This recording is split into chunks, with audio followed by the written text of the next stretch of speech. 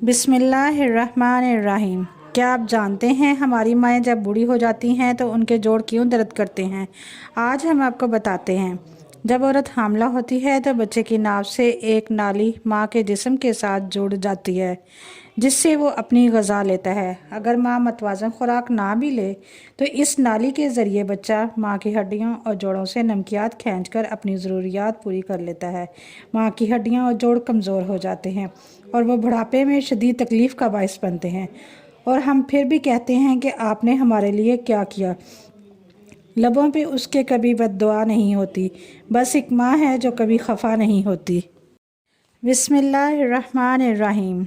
जब माँ को अल्लाह ताला ने बनाया तो फरिश्तों को हुक्म दिया कि माँ चाँद की ठंडक, शबनम के आंसू, बुलबुल के नगमे, गुलाब के रंग, चकोरी की ट्रिप, फूल की चमक, कोयल की कूक, समंदर की गहराई, दरियाओं की रवानी, मौजों का जोश, कहकशां की रंगीनी, ज़मीन की चमक, सुबह का नूर और आफ़ताब की तमाज़त को जमा किया जाए ताकि माँ की तख्लीक की जाए।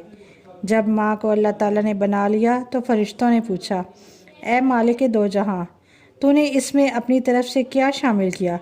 अल्लाह रब्बुल इज़्ज़त ने फरमाया, मोहब्बत। माँ का मर्तबा। माँ एक ऐसा हीरा है जो कभी ख़रीदने से हासिल नहीं होता। माँ का गुस्सा वक्ती होता है जो फ़ौरन ज़ाया हो जाता है। माँ की तरफ से प्यार से देखना भी इबादत है।